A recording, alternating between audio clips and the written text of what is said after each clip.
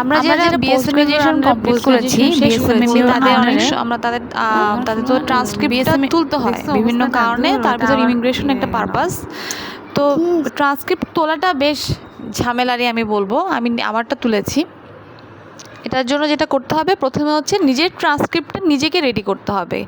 কীভাবে রেডি করবো, একটা ট্রান্সক্রিপ্টে কী কী থাকবে, এটা হচ্ছে 102 নম্বর রুম বিএসএমইউ রেজিস্টার যে বিল্ডিংটা, মানে মোস্ট প্রবলি এটা বি ব্লকের, ওই বিল্ডিংয়ের রেজিস্টার স্যারের ফ্লোরেরই 102 নম্বর রুমে গিয়ে ওনাদেরকে জিজ্ঞেস করলো। ওনাদের কাছে কিছু কপি অনেক সময় থাকে, ওনারা বলে যে হচ্ছে আপনি এভাবে করে রেডি করবেন। মানে আমি আমার পুরো পোস্ট গ্রাজুয়েশনের কী কী টপিকস ছিল, কোন পার্ট ছিল, থিসিসটা কী নিয়েছিল, সেটাতে কত মার্কসের পরীক্ষা হয়েছে, আমি কত পেয়েছি, পাস মার্ক কত ছিল, থিসিসের টপিকস কী, এরকম করে একটা ওয়ার্ড ফরম্যাটে একটা ফাইল রেডি করব এবং সেটাকে পেন ড্রাইভ অথবা সিডিতে স্টোর করে তারপর বিএসএমইউতে আবার জমা দিতে হয়। সুতরাং এই কাজটা করতে হবে। এটা আমি নীলক্ষেত থেকে করিয়েছি। আমি হচ্ছে একটা সিডিতে আমার যে ওয়ার্ড ফরম্যাটের যে ডকুমেন্ট আর ট্রান্সক্রিপ্ট যেটা নিজেই আমি রেডি করেছি, ওটা হচ্ছে আমি সিডিতে স্টোর করেছি নীলক্ষেত থেকে। 250 টাকা নিয়েছে আমার কাছ থেকে।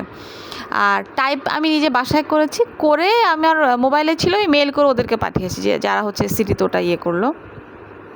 আচ্ছা, আর এটা করার পরে যেটা করতে হবে, আমার পরীক্ষার পোস্ট গ্র্যাজুয়েশনের সবগুলো মার্কশিট, সেটার ফটোকপি এবং 2টা অ্যাপ্লিকেশন দিতে হয়, এই অ্যাপ্লিকেশন এবং আমি যে ট্রান্সক্রিপ্ট রেডি করলাম সেটার প্রিন্ট আউট কপি, এগুলো সব একসাথে করে আমি বিএসএমইউর আন্ডারে, বাট আমি ঢাকা মেডিকেল কলেজ থেকে পোস্ট গ্র্যাজুয়েশন করেছি। তো ওখানে গিয়ে আমার যে ডিপার্টমেন্টের হেড ছিলেন উনি, অর্থাৎ আমার যে সুপারভাইজার ছিলেন, ওনার কাছ থেকে এবং ডিএমসির প্রিন্সিপাল, এই দুজনের কাছ থেকে ওই সবগুলো ডকুমেন্টের প্রতিটা পেজ অ্যাটেস্টেড করতে হবে।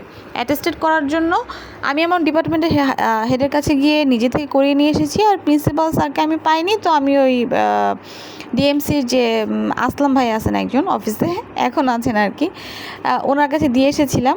প্রিন্সিপাল স্যার তখন ছিলেন না, পরে আবার বললেন যে আপনি 1 সপ্তাহ পরে আসেন। যাই হোক, আমি ওখান থেকে কালেক্ট করে নিয়েছি অ্যাটেস্টেড করা দুজনের কাছ থেকে করে, সেটা কপি 3000 টাকা পূবালী ব্যাংকে জমা দিয়েছি। এই 3000 টাকা হচ্ছে একদম আলাদা, মানে সার্টিফিকেটের জন্য আমরা 3000 টাকা জমা দিয়ে সার্টিফিকেট তুলি, সেটা আলাদা 3000, এটা আলাদা 3000 জমা দেওয়ার পরে আমি হচ্ছে এই ব্যাংকের রিসিট, তারপর হচ্ছে অ্যাটেস্টেড যে কপি, এগুলো 205 নম্বর রুম, ওই একই বিল্ডিংয়ে 205 নম্বর রুমে জমা দিয়েছি। ওরা এই ডকুমেন্টগুলো নিচে পাঠায়, অর্থাৎ 101 নম্বর রুমে পাঠায়। পাঠানোর পরে 101 নম্বর রুম আমি যে ওয়ার্ড ফরম্যাটটা দিলাম সেটাই জাস্ট প্রিন্ট করে বের করে ভাইস প্রিন্সিপাল চ্যান্সেলর স্যারের কাছ থেকে সিগনেচার করিয়ে নেবে, এরকম কিছু করে হচ্ছে ওরা আবার 102 নম্বর রুমে পাঠায়। তো ফাইনাল যে ট্রান্সক্রিপ্টের কপি, ওটা আমরা 102 নম্বর রুম থেকে কালেক্ট করব। নর্মালি 15 দিন থেকে 1 মাস টাইম ওরা চায়। সুতরাং কেউ যদি, আমরা আসলে সবাই ব্যস্ত, তো আমরা যদি ভাবি যে আমরা 1 থেকে 2 দিনের মধ্যে পুরো প্রসিডিউরটা কমপ্লিট করব, তাহলে যেটা করতে হবে যে আমাদের আগেই ট্রান্সক্রিপ্টটা রেডি করে একটা পেন ড্রাইভে করে নিয়ে নিতে হবে। হ্যাঁ, নিয়ে নেওয়ার পরে এটা প্রথমে গিয়ে আমরা বিএসএমইউ ছাড়া অন্য যে ইনস্টিটিউশন থেকে কমপ্লিট করলাম সেখানকার ডিপার্টমেন্টাল হেড এবং প্রিন্সিপাল, ওদের কাছ থেকে অ্যাটেস্টেড করে নিতে হবে এবং পূবালী ব্যাংকে 3000 টাকা জমা দিয়ে রিসিপ্টটা লাগবে পূবালী ব্যাংকের যে জমার যে ইয়েটা। পরে এগুলো সব কিছু নিয়ে আমরা 205 নম্বর রুমে জমা দিব। আমারটা বেসিক ফ্যাকাল্টি ছিল থেকে 205 নম্বর রুম, বাট ফ্যাকাল্টি মানে ডিনের যে রুমগুলো ডিফারেন্ট। কেউ যদি ক্লিনিক্যাল সাইডে হন বা অন্য কোনো দিকে, তার আবার রুম আলাদা হবে, বাট ওই বিল্ডিংয়েরই বিভিন্ন রুম আলাদা, ওখানে জমা দিব।